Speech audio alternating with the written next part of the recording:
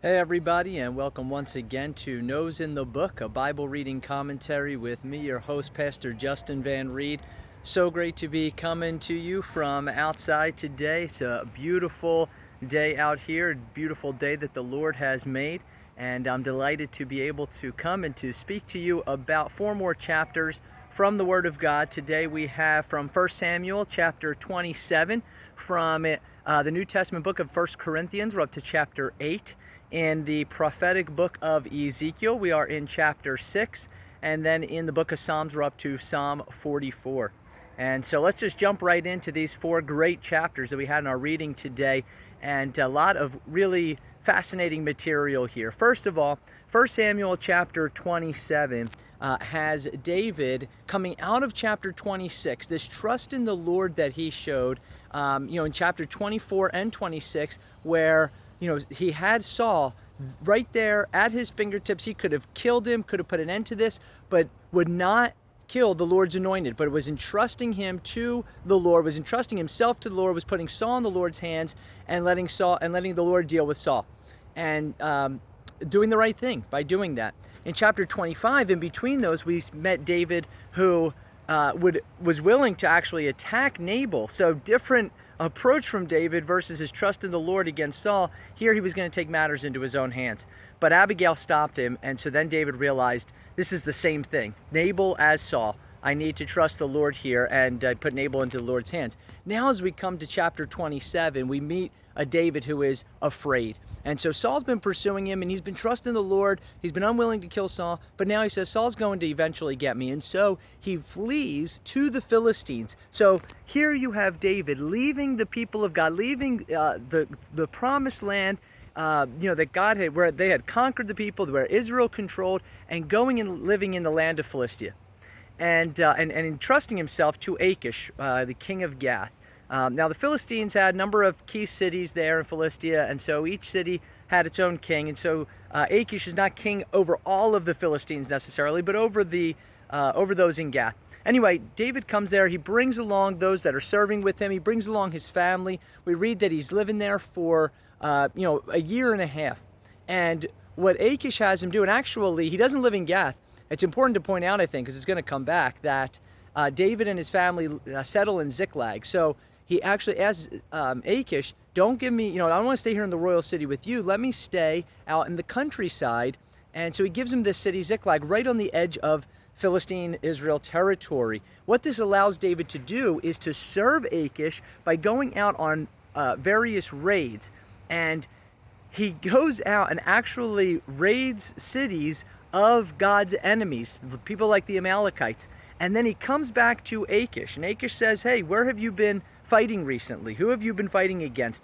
And David says, oh, I've been fighting against the people in southern Judah. And he names several allies of Judah cities, or Judah cities themselves. And so he's actually claiming to be attacking the Lord's people, but in reality he was attacking the enemies of God. So a bit of a deception here by David, and Achish has no idea. So he thinks that David is this great servant, and he wants him to stay with him permanently. All right, then we turn to 1 Corinthians chapter 8. And here we have this discussion that Paul has on food sacrificed to idols. And, he's got 2 camps of people here within the church.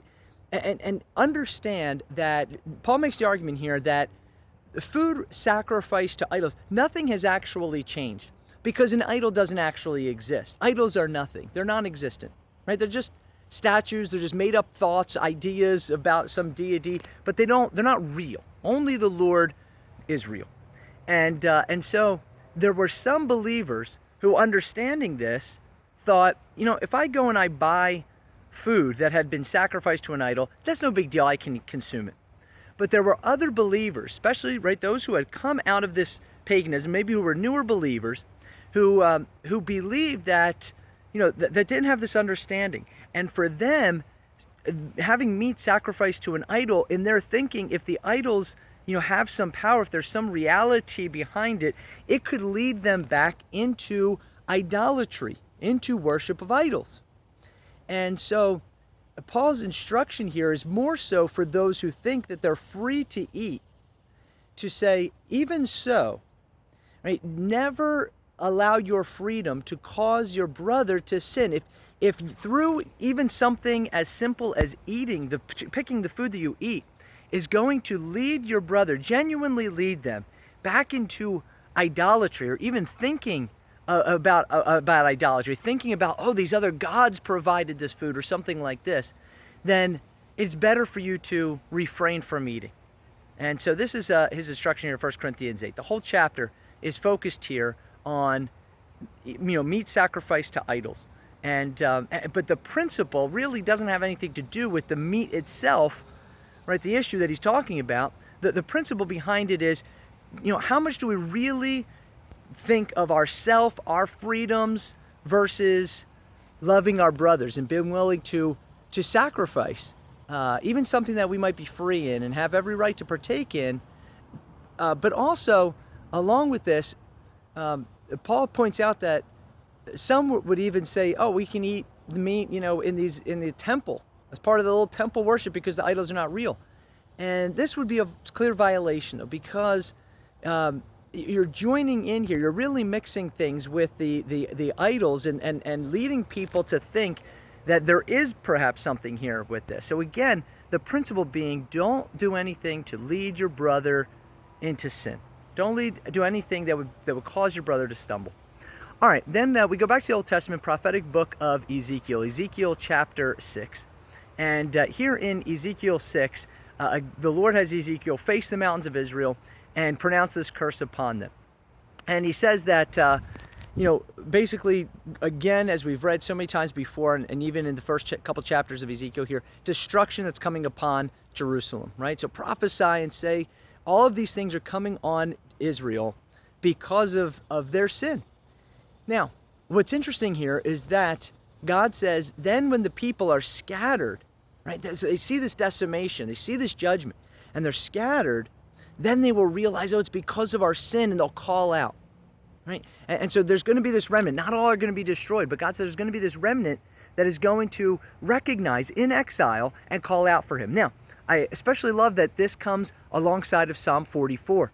Because as we turn to Psalm 44, we have here a psalm that begins by recounting the Lord's faithfulness to Israel in the past.